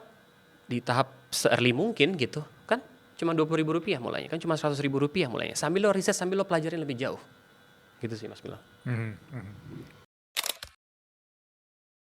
Bang Pendeka, 3 pertanyaan dari teman-teman Suara Berkelas. Siap. Pertanyaan pertama, dari Uci Cahyani 02. Halo Mas, izin tanya, investasi yang aman untuk buruh pabrik kayak aku yang cuma lulusan SMA apa ya yang realistis ya? Ada 02-nya lagi ya? Iya, 02. Oke Uci, jadi nomor satu gue selalu bilang investasi terbaik itu adalah investasi ke diri lo sendiri. Emang it sounds vague gitu misalnya, tapi percaya deh, waktu gue di Unilever Indonesia gitu ya, gue mencoba cari mentor baru gue bayar. Ada kelas online baru gue bayar, buku baru gue beli, les bahasa Inggris baru gue bayar. Itu gue ngeluarin duit banyak lah, berapa puluh juta gitu buat belajar investasi ke diri gue sendiri. Tapi hasilnya dari gaji gue 15 juta, gue berubah jadi 75 juta pas gue keluar negeri. Itu return of investment-nya itu ribuan persen men, dari 20 juta yang gue keluarin buku, dari 20 juta yang gue keluarin buat ketemu mentor, kelas online, belajar bahasa Inggris. Itu mana ada sih investasi dalam waktu 2 tahun bisa sampai ribuan persen gitu, dan itu terus kan gaji luar negeri gue gitu kan. Jadi gue selalu bilang buat teman-teman yang masih UMR, teman-teman yang masih gajinya misalnya di bawah 10 juta, percayalah investasi terbaik itu investasi ke diri kita sendiri, naikin active income kita. Yang kedua, pelan-pelan lo investasi 15% dari penghasilan lo masukin ke paket investasi yang sudah terbukti belasan, puluhan, bahkan ratusan tahun. Kalau menurut gue cocoknya, setiap orang beda-beda ya Bilal ya. Kalau menurut gue adalah emas udah dari zaman Nabi. Lo investasi aja di emas. Emas tahun lalu 60% loh growth-nya. Kasarnya lo masukin 100 juta, sekarang jadi 160 juta. Tapi apakah emas pernah drop? Pernah juga. Pernah ya. Di tahun 2000-an awal. Artinya apa? Sekali lagi, lo kalau invest, lo investasi jangka panjang. Di emas pun lo invest 10, 15, 20 tahun. Karena ada spreadnya juga. Emas lo bisa beli pakai ETF juga. Pakai GLD, GLDM dan segala macam. Gue sering bahas di konten-konten gue. Yang kedua, gue suka investasi di S&P 500 top 500 perusahaan terbesar di Amerika. Kenapa? Karena barangnya lo pakai setiap hari. Lo pakai Google, lo pakai Netflix, lo pakai Microsoft, PowerPoint, Word file, lo pakai laptop, apalah segala macam. Itu semuanya ada di sana semua. Lo beli 20.000, lo dapat semuanya gitu. Tapi sekali lagi, semua investasi yang gue bilang ini itu butuh jangka panjang, 15-20 tahun, bukan kayak instan. Jadi mudah-mudahan gue ngejawab pertanyaan Mas tadi, Mbak Uci, bahwa investasilah ke diri lo sendiri. Itu returnnya bakal gokil di awal karir gitu ya. Yang kedua, coba lo pelajari tentang investasi yang udah terbukti ratusan tahun. Ya, benar gitu sih. Benar. Pertanyaan kedua dari Zok Mok. Kayak sekenekon ya. Dia nanya, Mas, ada nggak racikan ETF dan personal preference Mas sendiri gitu yang lebih cocok kayak aku, core defensif dan growth yang sederhana? Cakep. Ini yang gue beli ya. Balik lagi, yang cocok buat gue belum tentu cocok buat orang lain. Jadi setiap klien gue kasih perbedaan investasi tergantung umurnya juga. Gue harus kasih caveat dulu bahwa contoh misalnya, kalau lu udah umur 50-55 tahun ke atas, harusnya lu nggak terekspos terlalu banyak ke saham. Bener dong, harusnya lo banyak ke obligasi. Harusnya lo lebih banyak ke deposito mungkin. Karena ya lo pastiin dulu duit lo gak boleh hilang dalam waktu dekat. Porsinya selalu gue mainin. Tapi ada 5 ETF yang gue beli dan akan gue tahan seumur hidup, Bill. Nomor 1, ETF defensive. Dimana ada ETF namanya SCHD, ya, dari Schwab Dividend Fund. Itu isinya ratusan saham yang udah gede banget kayak Exxon Mobil, ConocoPhillips, perusahaan-perusahaan minyak di seluruh dunia. Jadi lo beli Rp20.000 lo bisa dapat paket ratusan saham yang udah berdiri lama. Itu untungnya 10 tahun ke belakang, Bill. Kalau lo ngecek di Google, ChatGPT, AI Gemini, lo cek lah di mana-mana lah di Yahoo Finance. Itu kasih keuntungan sekitar 12,8% dalam US dollar selama 10 tahun terakhir per tahun. Per tahun konsisten. Konsisten. Ya. Tapi ada naik turunnya pasti. Tapi kalau di rata-rata 10 tahun itu 12,8. Tapi yang orang-orang suka lupa adalah ketika dia pilih investasi, dia lupa drawdown-nya berapa. Drawdown itu apa sih? Itu adalah bentuk kerugian di periode tertentu yang lo harus tahan supaya lo dapat 12,8% per tahun tadi. Contoh misalnya, pokoknya lo setiap investasi ya teman-teman harus tanya ruginya berapa, drawdown-nya berapa. Dan di setiap aplikasi investasi biasanya selalu ada tulisan drawdown tapi lo gak pernah baca. Iya. ETF SCHD, kenapa gue bilang defensif? Karena dalam 10 tahun, dia minus. Kalau minus itu cuma minus 5 sampai minus 8%. Kalau gue disuruh investasi, bisa untung 12% per tahun dalam Amerika dolar. Dan kalau minusnya minus 5, minus 8 dalam satu periode tertentu, gue cocok. Kalau Bitcoin, drawdown-nya berapa? Suatu waktu dia bisa minus 80%. Apakah ada orang yang siap? mungkin ada orang yang siap. Tapi kalau gue punya duit 1 miliar tiba-tiba jadi 200 juta, gue nggak akan siap, Bill. Ya. Makanya setiap investasi beda buat setiap orang. Jadi defensif gue tadi SCHD. Bill. SCHD ya. Yang kedua, ada yang namanya core. Core investasi ini adalah investasi paket saham besar yang diajarin sama John Bogle. Lo nggak pilih-pilih tema tertentu, lo just beli everything. Lo nggak nyari jarum di tumpukan jerami, tapi lo beli jerami-jeraminya. Yang pertama namanya ETF VWRA. Ya. Itu isinya 2.200 saham dari seluruh dunia. Artinya apa? Dengan duit Rp20.000, dari level office boy sampai CEO di 2.200 itu kerja buat duit 20.000 perak. Iya. Sesimpel itu, Bill. Yeah. Gue nggak milih-milih saham. Gue nggak pernah ngecekin aplikasi gue. Itu dia jalan aja terus. Si VWRA tadi. Yang kedua, karena gue tinggal di Singapura, gue beli ETF namanya ETF ES3. Itu ES3. Itu lo cek aja di Google. Investasi yang benar itu lo bisa cek di Google intinya. Semuanya. Nah, itu isinya 30 saham terbesar yang ada di Singapura. Karena gue tinggal di sana. Dan gue mau investasi gue terekspos melalui Singapura dollar, gak hanya Amerika dollar. Yang ketiga, core gue adalah ETF GLDM. Ini adalah ETF emas. Jadi gue beli ETF tadi, gue beli jenis investasi tadi, gue sama kayak memiliki emas digital. Ya. Ada orang suka nggak suka, kebetulan gue suka, gue beli. Terakhir ada lagi satu namanya ETF Growth. Nah ETF Growth tadi, by the way VWRA itu growth-nya sekitar 11% per tahun, drawdown-nya sekitar minus 18, artinya kemungkinan drop-nya satu periode bisa minus 18%, which is gue bisa. ETF GLDM juga pernah minus 12%. Terus ES3 itu juga pernah minus belasan persen. Which is gue kalau minus belasan persen gak apa-apa ya. Masih oke. Yang penting per tahunnya selama 10 tahun terakhir itu positif di atas 9% ngalahin inflasi. Jauh di atas inflasi. Terakhir yang ngeri-ngeri sedap gitu ya. Yang artinya drawdown-nya bisa minus 38, minus 40%. Nama ETF yang gue beli namanya SCHG. Nah ini isinya semua perusahaan teknologi. Lo mau data center AI, lo mau quantum computer, lo mau aplikasi-aplikasi yang baru, semuanya ada di paket saham ETF SCHG. Resikonya lebih rendah dari beberapa tematik teknologi ETF atau paket saham ETF yang lainnya. Banyak kok paket saham ETF lain yang bisa ngasih 30%, 25% segala macam ya.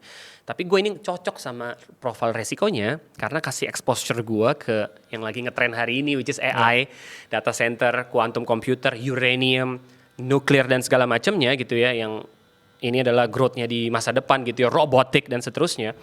Gue beli satu paket saham itu gue ke expose semuanya. Nah itu rata-ratanya bisa sampai 20% per tahun dalam Amerika dollar.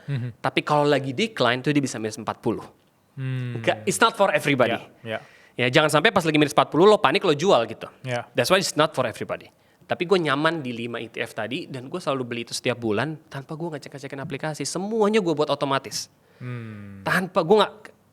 Menurut gue selalu Bill, kalau lo jadi gue selalu kasih tahu ke komunitas gue, lo baru jadi investor besar kalau lo bisa sampai lupa password aplikasi lo. Itu baru itu aku sering banget kayak reset password mulu gitu karena jarang buka kan, which is good. Which is good. Lo kalau udah sampai ke level itu artinya lo udah tidak membuat emosi bermain dalam lo berinvestasi. Balik lagi ke CPF yang tadi. Iya. Tiap bulan di hari yang sama lo invest aja karena lo udah riset kan. Lo udah tahu profil resikonya. Lo konsisten berbelasan tahun. Iya. Padahal uang nggak gede sih, cuma emang lu lupa aja gitu. It's just good, Bill. It's just good. Itu berarti tidak teks dan tidak baperan sekali ketika pasar tiba-tiba merah lagi turun gitu ya? Sama sekali. Gue sama sekali hampir jarang lihat gue. Gue justru lihat buat edukasi diri gue dan edukasi community gue gitu loh. Malah gue senang kalau misalnya di community gue gitu ya, yang mereka bisa interaksi sama gue langsung. Ketika gue bilang, bro lagi all time high nih, atau bro lagi turun nih.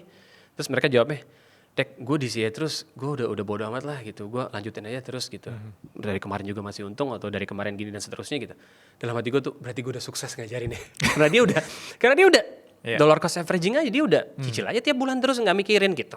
Dan dia udah tahu kalau drop dia harus nambah, kalau misalnya lagi naik dia jangan emosi buat beli lebih banyak gitu. Jadi udah nggak main emosi men. Nggak pernah ngeliatin chart. Emang investasi yang bener yang kayak begitu gitu. Iya. Gitu. Wow. Tadi aku mencatat ada SCHD untuk teman-teman yang defensif mungkin ya. Iya ada benar. yang core ada VWRA. Iya benar. Ada GLDM juga. Benar. SCHG dan tadi yang terakhir dari Singapura S3. ES3. Itu aku belum pernah dengar sama sekali. Ya, karena gue tinggal di Singapura Yeah. dan gue suka Singapore dollar gitu, Yeah. dan gue suka perusahaan-perusahaannya, gue beli. Tapi dari kita juga bisa beli kan dari orang Indonesia langsung. Lo beli, tapi sekarang aksesnya cuma ada di aplikasi luar negeri, intinya gitu. Dan aplikasi luar negeri belum diatur sama OJK gitu, Yeah. jadi tetap ada resiko yang harus lo tanggung gitu ya. Yeah. Cuman ya balik lagi nih, kita talking about the country that has high law enforcement, which is Singapura gitu ya. Tapi ya balik lagi ke profil resiko teman-teman beda-beda. Yeah. Nggak bisa satu jenis investasi itu cocok buat semua orang tuh nggak bisa. Ya. Pertanyaan ketiga dari _Yusril. Buat yang masih awam banget Kak, bisa bantu jelasin gak ya bedanya investasi saham stock picking seperti beli BBCA versus investasi ETF dalam analogi yang sangat sederhana? Duh, keren banget nih. Pertanyaannya sederhana tapi jawabannya rada panjang nih. Gak Gak apa-apa ya? apa-apa. Insightful pasti ke teman-teman. Siap. Kalau menurut gue malah gue baginya 3. Satu adalah stock picking atau coin picking atau metal picking. Ini satu bucket nih. Ya misalnya lo beli Bitcoin only. Banyak gue ngeliat gitu nih. Bang, saya all in ke Bitcoin. Buset. Lo kan berarti naruh duit semuanya di satu bucket tertentu ya. Kalau itu pecah, apa kabar tuh sama duit lo gitu kan. Satu bucket adalah lo beli stock picking, satu saham, satu koin, satu metal tertentu. Yang kedua ada ETF. Yang ketiga gue mau bedain lagi sama reksadana. Karena banyak orang ketukar antara ETF sama reksadana. Iya. Gitu ya. Tapi sebelum kita detail ke situ, gue jelasin dulu apa sih maksudnya ETF atau Exchange Traded Fund. Exchange Traded artinya lu beli sebuah paket investasi tertentu ke stock exchange langsung tanpa perantara. Ya, lu nggak ada manajer investasi yang katanya dia bisa tahu saham mana yang bagus, saham mana yang enggak. Nah, kebanyakan reksadana itu dia nggak beli indeks, dia belinya dia ada manajer investasi nih, lo bayar ke dia 2%, 3% buat milihin stok-stok yang bagus menurut dia. Padahal secara data, 90% manajer investasi nggak bisa ngalahin ETF SPY atau indeks top 500 saham terbesar di Amerika. Jadi sekali lagi, exchange traded adalah artinya duit lo itu langsung beli ke pasar saham langsung. Fund, exchange traded fund. Fund itu artinya apa? Duitnya Mas Bilal, duit saya, duit orang lain itu dikumpulin bareng-bareng supaya bisa beli seluruh ratusan saham tadi. Kenapa gue bisa beli cuma 20.000 perak, 30.000 perak dan fractional share? Karena kita patungan belinya. Makanya sebutannya fund. Artinya dulu ya. Artinya dulu nih, kita beli langsung, nggak ada manajer investasi, kita cuma belinya, most of the time kita belinya indeks. Gitu ya. Nah, perbedaannya yang pertama resikonya dulu. Kalau lo beli stock picking, dulu Mas Bilal waktu di Aceh sempat punya Nokia atau BlackBerry nggak? Nokia pernah. Nokia juga pernah. Ya. Sekarang ketika itu mau tetangga di Aceh, tetangga di Jakarta, tetangga di Riau semua pada punya BlackBerry sama Nokia, setuju nggak? Ya. Ketika lo beli saham Nokia atau BlackBerry, hari ini sahamnya udah berapa? 0 men. Artinya apa? Yang kelihatan besar dan keren hari ini si saham itu bisa aja bakal drop jadi tak tersisa. Bitcoin pun sama, koin-koin yang lain pun sama. Nggak ada garansi itu bisa to the moon gitu, bisa $1 juta. Makanya itu disebut moonshot investing. Kalau untung bisa untung banget, kalau rugi bisa jadi 0 gitu dengan adanya quantum computer dan segala macamnya gitu. Jadi ketika lo stock picking saham BBCA, koin-koin tertentu, kalau lo cuma mengandalkan satu CEO doang atau satu saham doang, kalau itu angus, duit lo habis semuanya. Sedangkan ketika lo beli ETF, lo tuh belinya paket saham. ETF macam-macam ya, ada yang ETF metal, ETF Bitcoin juga dan seterusnya. Tapi intinya lo beli paket saham, ratusan sampai ribuan saham. Dan setiap 3 bulan sekali, secara resiko, itu dia bakal di-refresh mas. Contoh misalnya, dulu Unilever ada di S&P 500, ada di top 500 perusahaan terbesar di Amerika. Tapi dia di-kick, karena dia nggak performa lagi yang bagus. Diganti sama yang lebih bagus lagi. Gitu ya. Dan lu beli paket. Kalau ada 100 saham dari 500 yang tidak berperforma baik, 400-nya masih backup. Ya. Lo nggak naruh duit lo di satu tempat. Jadi dari segi resiko, artinya ketika lo beli ETF, dia lebih rendah resikonya. Tapi kalau dari sisi return, kalau lo milih sahamnya benar, lo returnnya bisa ratusan ribuan %. Sedangkan ETF, dia tuh moderate. Moderate di angka 8 sampai 19%-an. Ya. Tapi gua daripada duit gua hilang, karena peraturan investasi nomor 1 adalah mastiin duit lo nggak hilang dulu. Ya. Daripada duit lo hilang, mending duit gua aman dulu deh. Kenapa gua suka cocok sama ETF? Karena gua belinya di situ. Bedanya apa lagi? Bedanya adalah dari sisi keribetan. Ini penting nih, karena kan gua kerja tiap hari, Senin sampai Jumat. Kita beraktivitas, entrepreneurship, naikin active income. Kalau trading itu adalah aktif. Lo harus ngeliatin chart setiap hari, lo ngeliat berita dan seterusnya, lo jual, lo beli. Itu aktif, ribet. Sedangkan ETF itu passive investing. Lo buy and hold either forever atau 10, 15, 20 tahun. Fokus lo gimana? Fokus lo jadi ayah yang terbaik, jadi suami yang benar, jadi kawan yang baik, jadi partner yang baik. Investasi biar jalan sendiri. Tapi kalau stock picking, ya lo kerja gitu ya. Dan ingat, trading harian secara fakta, berdasarkan riset di Berkeley, chance buat menangnya itu lebih rendah daripada judi. Bukan gua nyaranin judi ya, tapi itu aja tuh, lo aja gak bisa ngalahin judi di kasino gitu. Chance untuk menang di trading, itu lebih kecil ketimbang jadi atlet profesional ketimbang naik gunung Everest.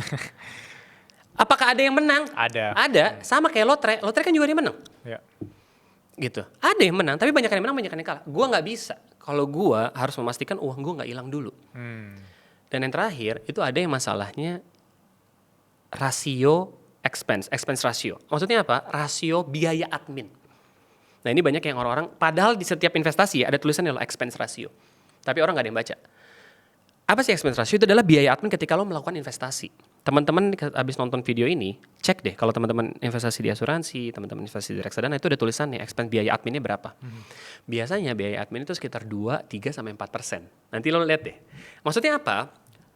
Lo untung nggak untung, si manajer investasi itu bakal ngambil duit lo 3%, 4%. Ya. Misal lo duit lo 100 juta, berarti tiap tahun dia ngambil 3 juta, 4 juta. Kalau duit lo jadi 60 juta, ya dia tetap ngambil 3-4%. Kebayang nggak? Untung nggak untung, dia tetap ngambil duitnya. Sedangkan ETF itu expense ratio itu kecil banget mas, 0,09 sampai 0,3, 0,4%. What does it mean? Kalau lo pakai kalkulator, kalau lo beda 2% expense rasionya atau biaya adminnya, kan ada kalau reksadana ada manajer investasinya nih kebanyakan. Ya kan lo butuh bayar dia. 2% itu dalam 50 tahun itu bisa mengurangi setengah dari keuntungan lo kalau lo pakai kalkulator. 20% biaya admin tadi, expense ratio tadi, ya itu bakal ngambil keuntungan lo tuh gede banget. Kelihatannya kan, ya udahlah kasih aja 2%, 3% gitu. Lah kalau untung lo 10% dia dapat 3%, itu hampir setengahnya, kasarnya gitulah. Yeah. Nah itulah yang kenapa bukan hanya gue, lo nggak usah dengerin gue nggak apa-apa deh, lo dengerin Warren Buffett, lo dengerin John Bogle, lo dengerin Tony Robbins, lo dengerin macam-macam gitu orang di seluruh dunia. Kenapa mereka bilang low cost index fund? Karena biayanya murah mas, biaya entry-nya murah, biaya adminnya juga murah. Gitu sih mas, itu yang ngebedain. Dan resikonya juga kecil. Resikonya ya beda ETF, beda resiko ya. Tapi intinya menurut gue resiko lebih terukur. Ya. Intinya gitu. Ada yang minus 18, ada yang minus 5, ada yang minus 40. Nah itu lo tinggal pilih. Lo mau jenis ETF yang mana? ETF ada ribuan by the way. Oke, follow up question. Karena aku pernah nonton ini. Siap. Di kontennya Bapak Neka. Siap. Mungkin orang berkomentar, itu halal gak sih? Wih, good question. Sama kayak nanya, bang kalau nasi uduk atau mie ayam kira-kira halal apa kagak ya bang? Gitu. Lah, mie ayam juga ada banyak cuy. Ada yang halal, ada yang nggak halal gitu kan. Sama kayak ETF juga sama. ETF itu ada yang halal, ada yang nggak punya sertifikasi halal. Nah yang halal itu biasanya di-approve sama lembaga namanya AAOIFI. Itu lembaga keuangan syariah, isinya ulama dan scholar mengenai ilmu syariah. Jadi ada ETF yang halal. Contoh misalnya, kalau ETF S&P 500 yang nggak ada sertifikasi halalnya namanya ETF-nya SPY. Tapi kalau ETF yang ada sertifikasi halalnya namanya SPUS. Oke, baru tahu. Nah jadi bedanya apa? Kalau si SPY ini isinya 500 saham. SPUS ini isinya cuma 250 saham, tapi sama-sama nge-track S&P 500. Kenapa perusahaannya lebih sedikit? Karena ada 3 kriteria dari AAOIFI untuk perihal saham halal. Kriteria pertama, dia tidak boleh bergerak di bidang yang diharamkan. Contohnya riba bang, contohnya babi atau makanan-makanan yang haram, contohnya pornografi, senjata, dan banyak lagi. Jadi 250 tadi itu udah clear dari aktivitas-aktivitas yang disebut haram. Yang kedua, rasio hutang dia maksimal itu 30% dari total market valuasinya dia atau market cap-nya, valuasi perusahaannya. Jadi misalnya perusahaannya $10 billion, maksimal utang dia 3 billion. Lebih dari itu, Islam nggak percaya ini perusahaannya bagus apa enggak. Ulama nggak percaya. Yang terakhir, masih diperbolehkan 5%-nya itu bergerak di bidang yang berbau riba. Contohnya misalnya dia minjemin duit ke siapa atau dia punya bisnis seperti apa gitu ya berhubungan yang tidak halal gitu masih diperbolehkan 5%. Kenapa? Karena ulama di AAOIFI, bukan gue ya. Si AAOIFI percaya bahwa ketika yang 5% ini lo hilangkan jadi hampir nggak ada yang halal gitu. Ya, makanya dia pakai aturan ini, 3 aturan ini, Mas. Dan menariknya, ETF SPUS ini untungnya lebih tinggi daripada ETF SPY, padahal sama-sama track 500 perusahaan terbesar di Amerika gitu. Ternyata yang halal lebih untung daripada yang non halal. Beda-beda 1% lah intinya gitu. Jadi balik lagi, optionsnya ke teman-teman, mau yang halal ada gitu ya, yang secara generik, secara keseluruhan ada, tinggal dipilih aja gitu. Gitu sih, Mas. Wah, insightful banget. Pasti orang tadi bertanya-tanya kan, ini bilang kenapa nggak nanyain follow up question halal itu. Akhirnya ya udah, oke. Aku pernah nonton konten Bapak Neka. Siap. Bapak Neka, 2 dekade lebih berkarir ya. The worst advice yang pernah diterima. Gue which is sampai hari ini masih sering dengar advice yang worst gitu ya. Which is kadang-kadang kesalahannya ada diri gue sendiri gitu. Adalah gue nanya ke orang yang belum pernah ngelakuin hal yang mau gue tanya. Contoh, waktu gue mau ke Singapura gue nanya sama temen gue, bro, ini kalau gue ke Singapura gimana ya? Temen gue bilangnya gini, ngapain sih lo ke Singapura? Di sana kan orang pada pinter-pinter gitu. Kesannya gue nggak pinter gitu ya. Terus, ngapain lo ke sono men? Gila lo, bahasa Inggris lo biasa-biasa aja segala macem. Dipromotnya kan susah gitu. Ngapain lo ke sono gitu? Terus begonya gue juga, iya kali ya. Tapi gue coba aja deh gitu kan ya. Terus pas gue ke sono, akhirnya gue dipromot di Singapura. Temen gue yang lain di Indonesia bilang, ya iyalah, terang aja lo dipromot, orang bos lo baik gitu lah. Dalam hati gue, ini kayak ini yang salah siapa sih sebenarnya ya? Atau kemarin gue juga pas lagi mau bikin YouTube gitu, gue nanya temen gue, bro, gue kayak lagi semangat deh mau bikin YouTube nih tentang ETF gitu kan ya. Temen gue cerita, mana ada orang yang tahu ETF di Indonesia? Orang mah taunya kripto sama Indonesia, mana dia mau dengerin nanti? Pikirin deh yang lain-lain, topik yang lain deh segala macam. Dalam hati gue, bego juga gue nanyain ke dia, orang dia kagak punya YouTube gitu ya. Ngapain gue nanyain temen gue gitu. Gitu. Jadi, dan akhirnya gue baca gitu ya, the worst, if you want to be failing gitu, kalau lo mau gagal, lo tanya semua orang. Ask everyone. Ask everyone gitu kan. Ih ngapain ya, gue mendingan tanya ya. Kalau gue mau gue nanya tentang podcast, ya gue nanya sama lo dong mas gitu. Kalau gue mau tanya tentang investasi, gue nanya orang yang emang dia tahu tentang investasi dan dia emang ngelakuin juga gitu kan. Atau gue mau nanya tentang cara nyanyi yang bener, gue nanya sama orang yang emang penyanyi gitu kan kasarnya ya. Jadi ya worst advice yang gue sering dapet dari orang-orang yang salah gue tanya, which sampai akhir-akhir ini gue sering nanya ke orang-orang yang salah gitu ya. Gitu sih mas, jadi kayak ya udahlah gitu ya, bismillah kita riset terus kita jalanin gitu sih harusnya. Wow. Itu insightful banget karena banyak dari kita mungkin setidaknya butuh validasi. Bener banget.